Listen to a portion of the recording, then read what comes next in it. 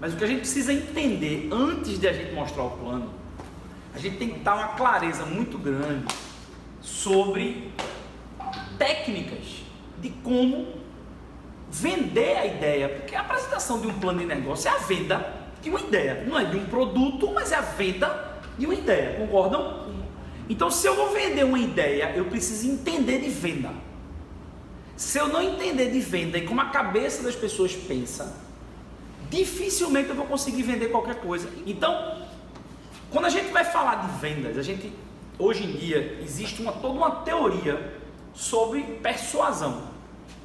A teoria neurociência explica que a cabeça da gente reage automaticamente, para quem leu os últimos livros da Escola de Líderes e tal, e vem acompanhando o último seminário e tal, viu que a cabeça da gente reage de uma forma semi-automática, e a gente foi programado lá no nosso límbico, no nosso sistema límbico, a repetir ou a responder de maneira automática a estímulos. Isso para quê? Manter a sobrevivência ou a reprodução da espécie. Então isso é a característica do ser humano. A gente nasceu assim lá dentro das cavernas, a gente evoluiu para um sistema córtex frontal e tal, o neurocórtex, o novo córtex, né, o neocórtex, mas o sistema límbico, que é o sistema mais irracional do ser humano, ele é o mesmo desde sempre. Então nós respondemos a estímulos e respostas automáticas para certas situações. E isso, a teoria da neurociência começou a estudar isso e começou a criar o que eles chamaram de princípios fundamentais da resposta, que gerou comercialmente um conceito que está muito divulgado hoje no marketing digital, chamado gatilhos mentais. Então, a primeira coisa que a gente vai discutir hoje, antes da gente mostrar o plano para vocês, mostrar não, né? Ensinar como vocês mostram, é que a gente precisa entender sobre isso aqui. Se a gente não entender sobre gatilho mental, dificilmente a gente vai conseguir ter nível de acerto alto. Ou até a gente vai ter, mas vai depender das habilidades, do dom das pessoas. E a gente quer depender do dom das pessoas. O cara tem um dom da venda. Por quê? Porque ele provavelmente ativa os gatilhos mentais sem perceber que está fazendo isso. O bom vendedor, ele já faz isso empiricamente. Intuitiva. Faz parte do ser dele. Ele aprendeu na convivência com pessoas, provavelmente, ao longo da sua vida, a usar técnicas sem nem saber por que estava fazendo isso. Mas o segredo desse negócio é a gente ensinar uma pessoa comum a ser extraordinária. Para ensinar uma pessoa comum a ser uma pessoa extraordinária, tem que ter técnica. Existem vários gatilhos mentais, tá certo? Mas existem 6 gatilhos mentais.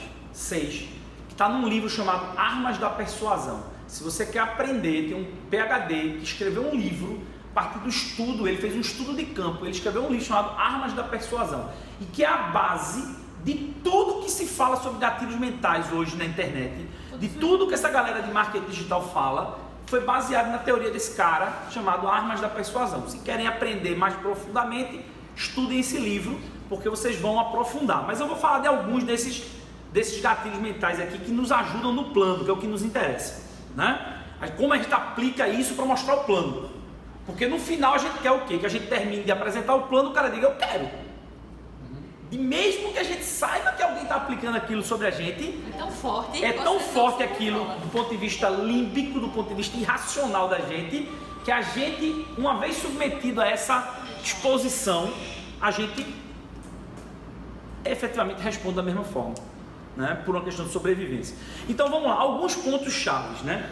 Quando a gente fala de gatilhos mentais usados no plano, tem um gatilho mental que é importante, fundamental, chamado gatilho da autoridade. As pessoas, o ser humano, ele tende a gastar o mínimo de esforço possível. Então, quando ele percebe que alguém é uma autoridade, ou aquilo que está sendo falado tem uma autoridade muito grande, ele tende a concordar com aquilo sem questionar. Só que ele tem que perceber a autoridade. Se ele não entender que aquilo é uma autoridade, então assim, você vai no médico, o fato de o cara estar com um jaleco e um estetoscópio, ele pode ter sido recém-formado, mas automaticamente ele na sua mente, ele provoca em você o princípio da autoridade. Ele pode nem ser nada. Ele pode até ser um cara que está se fazendo de médico, mas ele botou um jaleco e botou aqui, por quê? Porque a nossa mente, desde criança, foi condicionada e programada para reconhecer naquele padrão, um padrão de autoridade. Por isso que advogado só anda arrumado, né?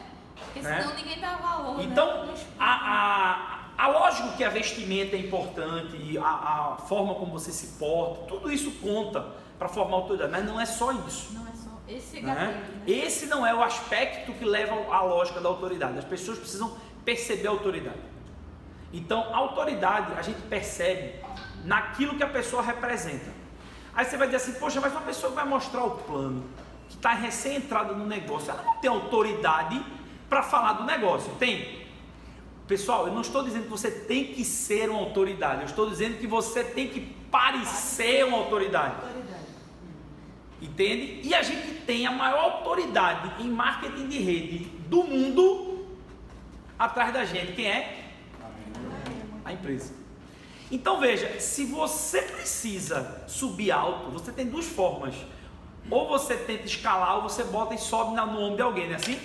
Então suba no ombro de gigantes que você vira um gigante. Você tem um gigante do seu lado que é a Amway. Vamos aprender a subir no ombro desse gigante e ser maior do que ele. Porque a gente junto com a Amway do lado, a gente é um gigante.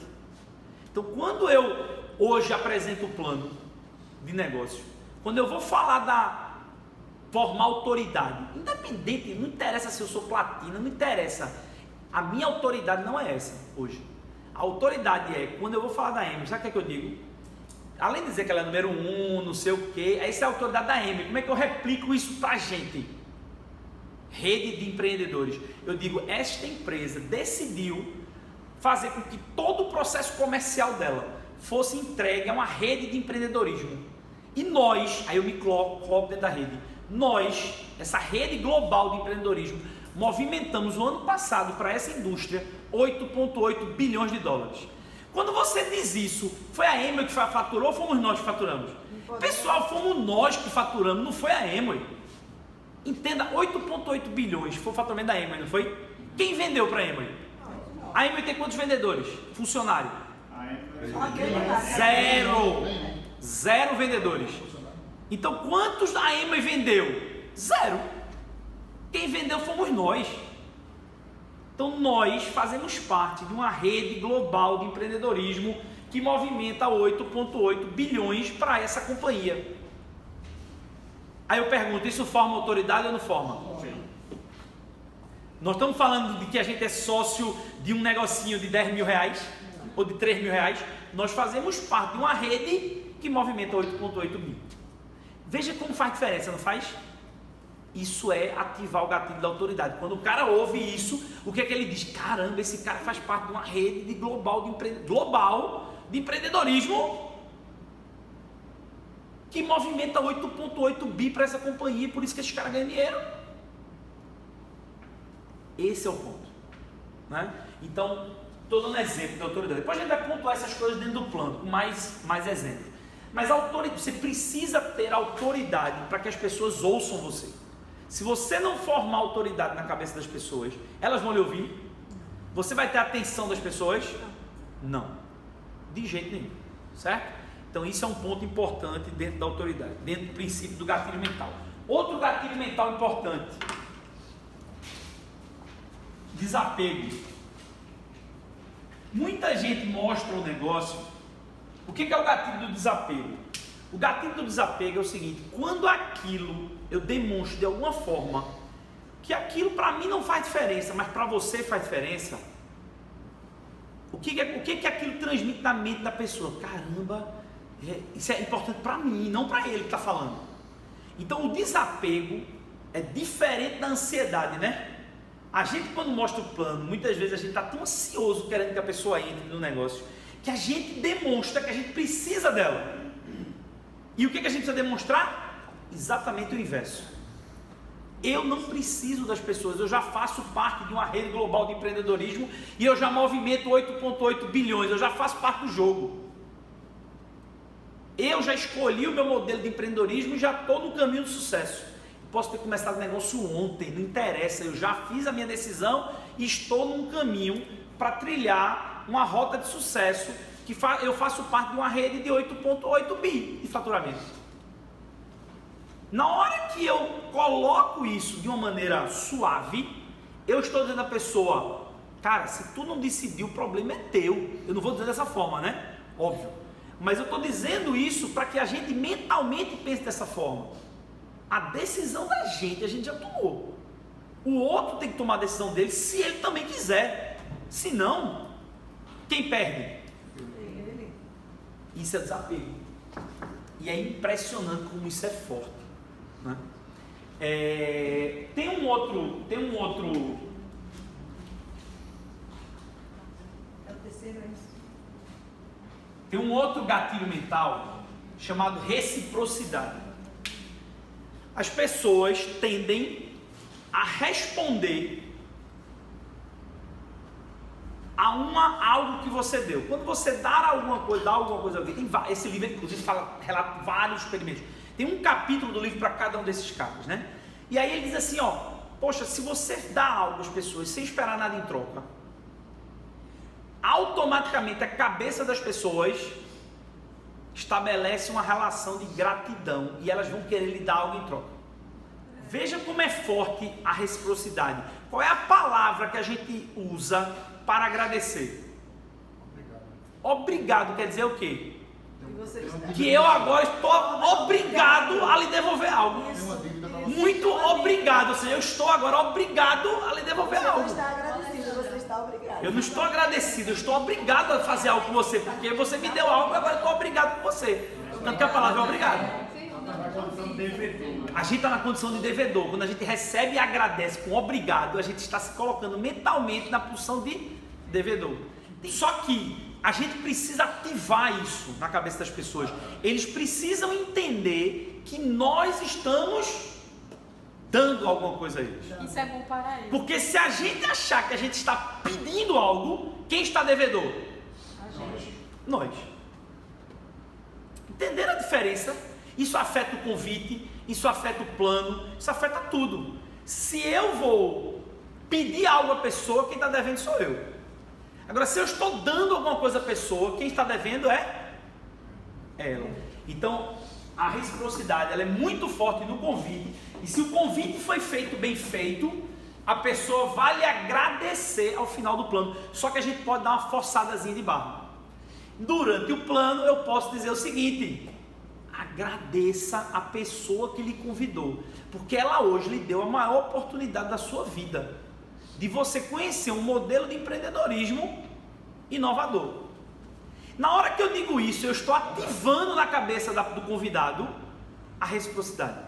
Outro aspecto importantíssimo, outro gatilho mental importantíssimo dentro de uma apresentação do plano de negócio é o que ele chama de prova social ou aprovação social. Então vê, a prova social, o que é? Sabe quando você chega num canto, aí tá lá, pô, eu quero comprar alguma coisa, eu chego na frutaria, eu chego lá e tá um monte de gente em cima de um balcão e o resto tudo vazio. Tu faz o quê? Qual é a tua reação? O que é que tem ali, né? Eu vou lá ver o que é que tem ali de bom. Isso é prova social. Nós temos a tendência de ter um comportamento de manada. A gente vai aonde o mundo está indo. Então, como que a gente gera prova social num plano? Principalmente no OE. Para que serve a OE dentro do nosso sistema de educação? A OE serve como prova social, mas ela só vai servir se ela tiver como cheia. Porque se o cara entrar aqui, primeiro, se você chega, o OE é 7h30, certo? 7h30 você está lá embaixo, isso é prova social? Não. Agora, se 7h15 todo mundo sobe, forma uma fila aqui para assinar ali na entrada, o cara fala, rapaz, tem uma coisa boa, esse negócio é bom, vamos lá, tá a fila danada, né? Por que a gente abre o seminário só 15 minutos antes? Para chegar gente, juntar, e o cara diz assim, rapaz, aí quando entra de bolo, né? Então, a lógica é a mesma. Ninguém tá chamando, vai começar. A lógica é a mesma, entende? Na hora que eu fico Lá embaixo, ó pessoal, vai começar, venha não sei o que. Eu estou mostrando que tem interesse por aquilo. O negócio não é tão importante. Se fosse interessante, estava todo mundo aqui formando fila para entrar. Então, pessoal, o nosso comportamento como empresário, numa orientação empresarial, é o que forma a prova social. Ah, mas eu já assisti esse plano, não tenho convidado nenhum, então eu não vou na UE. Burrice sua. Porque você está deixando de contribuir com a prova social para o grupo todo. Amanhã, quando você tiver um convidado, o outro vai pensar igual a você. E aí não vai vir, e aí o que acontece? Não mostra. Porque a gente tem grupo para ter gente em pé nessa UE, não tem não? Tem. Lógico que tem. Se a gente bota aquela quantidade de gente no seminário, por que não bota a quantidade de gente na UE? Porque as pessoas não entenderam para que serve a UE. E a é de graça. As pessoas não entenderam para que serve a UE. Por isso que elas não valorizam a UE. Elas acham que a UE é o seguinte, é uma ferramenta somente para eu levar um convidado. É isso também. Mas ela é uma prova social de que a coisa está funcionando, de que tem gente. Porque quando você apresenta o plano 1 a 1, e vocês vão fazer isso com muita frequência, né? Você mostrou o plano 1 a 1 ali, mas eu quero dizer assim, pô, mas será que só tem esse cara fazendo esse negócio? Aí tu convida esse cara para vir para uma orientação empresarial, semanal, e ela está lotada. O que é que significa? Cara, prova social. Então, vocês precisam criar prova social. E a prova social, ela só se cria nas orientações empresariais. Mas como é que eu levo as pessoas para a orientação empresarial? Mostrando o plano no dia a dia. Eu mostro o plano durante a semana, uma vez por semana, eu convido. Agora, querem ver mesmo como é que o negócio está bombando? Vamos lá, não é? Aí bomba. Porque aí, bomba não é porque está bombando, bomba pelo gatilho mental da prova social. O cara faz, eu quero. Quer ver uma outra prova social? Você está fazendo aqui um lançamento. Por exemplo, a gente usa muito em inauguração de loja, inauguração de negócio. Você está ali demonstrando produto, terminou, aí você diz agora, quem quer comprar está com os produtos. Aí levanta um, levanta dois, levanta três, levanta... Quando começa 3, 4 tá ali, o resto tudo vai comprar. Porque é movimento de manada. Então, procuremos usar isso.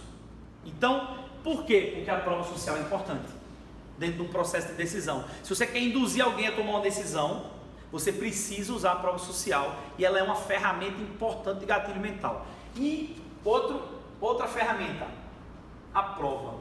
Você diz assim, pô, esse negócio é muito bom, esse negócio da liberdade financeira. Aí o cara olha para tu e fala assim, meu irmão, mas tu não tem liberdade financeira? Como é que tu está dizendo que dá? Então você precisa, enquanto a gente não tiver diamante aqui no auditório, para a gente dizer assim, fulano, vem cá, conta aí tua história. O que é que a gente tem que fazer? A gente tem que trazer as histórias do diamante. Tem um monte de vídeo, tem os 13 vídeos de diamante, dos 13 diamantes na internet, no YouTube. Baixa e usa. Eu usei ou não usei isso? Usou. No evento? Usou. Você quer o estilo de vida daqui. A história dos caras. Pessoal, história é um gatilho mental, tá? A história é um poderoso gatilho mental. Quando você conta uma história sobre qualquer coisa, prende a atenção das pessoas. Eu posso estar aqui dando informação técnica, vocês estão prestando atenção até agora. Daqui a pouco vocês vão perder a atenção em relação ao que eu estou falando. Mas se eu contar uma história agora, e vocês se envolverem nessa história, sabe o que vai acontecer? Nunca mais você esquece. Bota história no seu plano. Se o seu plano tem meia hora, você só consegue reter a atenção das pessoas 15 minutos. 15 minutos, durante o seu plano, mais ou menos quando der 15 minutos, você tem que contar a história. Para retomar a atenção das pessoas. Para você continuar contando o resto do papo. É engraçado, quando você para aqui, deixa eu contar um negócio. Todo mundo... Vou contar uma história para vocês. Quando você diz assim, eu vou contar uma história para vocês, ativa o gatilho mental da história. Todo mundo fica assim na cadeira, para prestar atenção. Quando você está mostrando o plano da próxima vez, pare para usar essa técnica. Quando você disser assim, eu vou contar uma história para vocês, você já sente as pessoas soltarem o lápis, soltar a caneta e prestar atenção para você. Brasil, país das palavras. O mundo, isso é gatilho mental mundial, né? Imagina a gente que é país da novela, né? Que as pessoas gostam de história. Todo mundo gosta de história. A história não está à toa nos seminários. A história. Veja, o nosso sistema de educação, sem a gente perceber, ele ensina a gente a ativar vários desses gatilhos. Porque quem montou esse negócio sabia e conhecia isso. Só que a gente precisa reconhecer isso para não usar de maneira aleatória. A gente usar de maneira assertiva. Saber por que está usando. Por que eu vou contar uma história? Eu tenho que contar uma história no meio do plano? Tenho que contar uma história. A história do cachorro. Você tem que contar uma história. Seja a história sua com um produto, uma história divertida que você vai contar você usando o produto e que você ficou bacana. Seja a história de alguém, você vai... que a Luciana contou hoje no grupo, né? Do filho... Na hora que você conta a história, na hora que você conta uma história e se essa história ela trouxer especificidade, o que é especificidade? É uma história genérica? Não, dados específicos, numéricos, números, assim, a coisa concreta. Quando você vai mentir, você é específico ou você é genérico? Porque você não tem os detalhes. Porque você não tem os detalhes. Mulher, né, feito Eric Snow, né? Mulher é ninja fazer isso. O cara chega em casa, saiu com os amigos, não sei o quê, senão tava no trabalho até essa hora? Com quem? Tava fazendo o quê? Ela quer os detalhes específicos. E aí você não tem os detalhes específicos, né? E aí você cai na mentira, não é assim? Por quê? Porque a especificidade traz a veracidade. Então, pessoal, uma história com especificidade, ela é poderosa, porque ela traz veracidade. Então, quando você for contar uma história dentro do plano, seja de uso do produto, seja uma história sua em relação ao negócio, conte com alguns detalhes como que era sua mostrem vida antes, porque você decidiu fazer, se o que você te incomodava. Se você falar genericamente, vai convencer alguém que aquilo é verdade? Então vai contar uma história, coloque detalhes específicos. E o cara diz assim, caramba, é verdade. Mostrar, leixeirinha, é a prova. Mas a especificidade é o detalhe. Entende o que eu estou dizendo? Então quando você especifica algo, aquele algo que você especificou passa a ser veraz, verossímil para aquela pessoa. Entende? Então, pessoal, tem um último gatilho que eu deixei por último, né? Chamado escassez. Esse talvez seja o mais difícil da gente usar dentro do plano, né? O que é o gatilho da escassez? Quando você vai vender algo para alguém, quando você consegue estimular o gatilho da escassez é Tá sobrando. ou é agora ou nunca, concorda? Ou tu pega agora ou tu perdeu. Tu tem um prazo, tu tem um limite, tu tem que tomar uma decisão, porque se tu não tomar, tu vai perder. Isso é o gatilho da escassez. Todo mundo que faz venda, cara, bicho, eu tenho 2 LOC aqui, um já está comprometido, só sobrou um, e tem 3 pessoas. Vai um correr para comprar. Agora eu tenho 50 LOC aqui, tem 3 pessoas. Tem escassez? Não. Então eu vou fazer. Isso vale para plano, mas isso vale para venda de produto também. No link você vai comprar passagem, aí diz últimos 5 assentos. Últimos 5 assentos, escassez. Só resta um quarto, escassez. Aí o cara vai lá, clica na hora e reserva o quarto. Já acabou, se eu quiser, eu vou tentar conseguir. Vou tentar outro, escassez total, né? Só temos mais 10 ingressos. Veja, acabou os 10, eu vou ter que... Agora, seja íntegro. Íntegro. A lei da escassez é uma lei perigosa. Porque se você não for íntegro, ou seja, se você não estiver ali de verdade, exemplo, só até hoje, aí amanhã você abre a sessão, você deixou de ser íntegro. E aí o que acontece? O cara vai dizer, Só engana uma vez, certo? É verdade. Só engana uma vez. E a gente não está nesse negócio para enganar ninguém. Então, o que a gente precisa? A gente precisa usar a lei da escassez de maneira...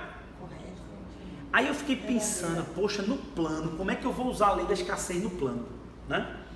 Cara, aí, veja, eu já uso no meu grupo, aí é uma questão do meu grupo, o que eu faço? Eu monto um kit de 300 pontos promocional todo mês, e eu digo, só vale essa semana e só tem 5. Bufo!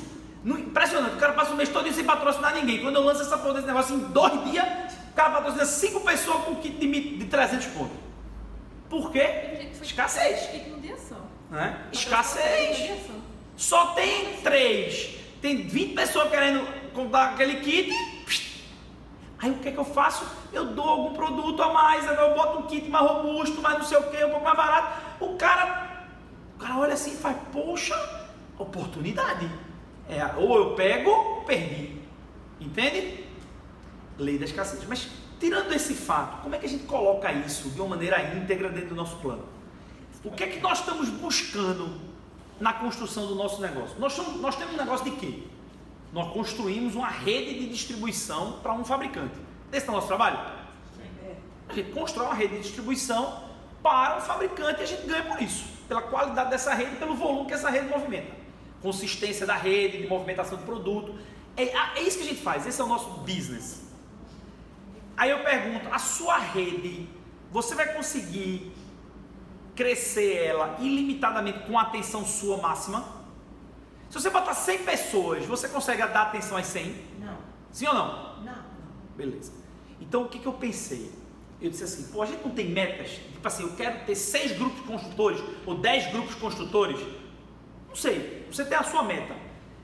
Então, você pode chegar para o seu candidato e dizer assim, cara, é o seguinte, eu estou nesse momento estruturando 10 grupos construtores do negócio, de expansão da rede. Já tenho alguns e ainda tem alguns espaços, mas não tem muito. Cara, é uma oportunidade para você. Se você quiser, você pode ser um desses. Se não, eu não consigo dar atenção. Se não, mais do que esse. Agora, só quando eu terminar de estruturar esse que eu vou buscar outros. Quando você dá isso, dá escassez, não? O cara diz, rapaz, ou eu entro agora, ou eu vou, quando esse cara completar os 10 dele, ele vai se dedicar aos 10. Ele vai se dedicar aos 10 e eu vou ter que ficar esperando. Então, se eu não decidir logo, perdi a chance, né?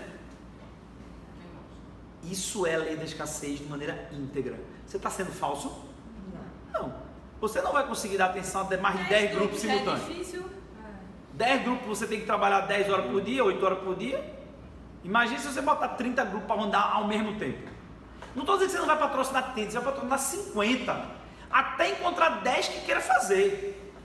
Mas quando você tiver 10 construindo, crescendo, batendo PIN, 9, 12, você vai se concentrar nesses 10.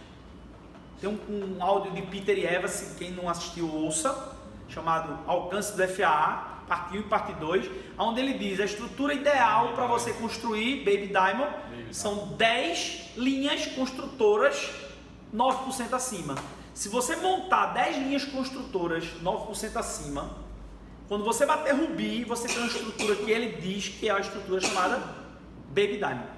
Dali para frente, qualificou um grupo, você coloca outro construtor, você busca outro. Pode ser que para buscar outro você tem que patrocinar 5, 4, 3, mas até encontrou outro construtor, formou os novos 10, fora o qualificado. E todo momento mantenha sempre Ruby com 10 linhas com 10 linhas entre 9 e 18%. Se você mantiver 10 linhas entre 9 e 18%, Ruby sempre. Você vai ser sempre Ruby e você vai estar sempre subindo de PIN. Você vai ser esmeralda, vai ser diamante, vai ser duplo diamante, triplo diamante. É o que o Fábio faz. Bateu 9%, está patrocinando pessoas, está começando a mostrar o plano, é uma linha construtora. Tem alguém construindo naquela linha. Então, você ter 10 linhas construtoras, veja, estou falando que isso é uma meta do Peter, que ele recomenda, é grande, é gigante, mas você vai ter a sua. Eu quero ter 3, eu quero ter 10, eu quero ter 6, eu quero ter... Defina a sua estratégia e diga para o seu candidato que você está mostrando o plano. Cara, eu montei uma estratégia para ter 6 linhas construtoras, 6 grupos montando estruturas de distribuição em rede e construindo um negócio. E eu vou poder dar atenção a essas 6, ou essas 4, ou essas 3, ou essas 10, o número que você definir. E quando você diz isso e diz assim, cara, eu já tenho algumas e ainda tem espaço para mais poucas pessoas. E eu pensei em você. O que é que você está dando a ele? Escassez. Eu chamei Total você escassez. porque eu priorizei. Total escassez. E ele ficou claro que se não for ele, vai ser? Vai ser outro. Desapego. Entende? Se ao mesmo tempo ativou o desapego e a escassez. Isso é fatal no plano, certo? Quando você ativa o desapego e a escassez, a probabilidade de você patrocinar uma pessoa é altíssima. Essa é a teoria que vocês precisam saber para mostrar o plano. Usar consciência. Se vocês ativarem isso com clareza e com consciência durante o plano de vocês, vocês vão dar show.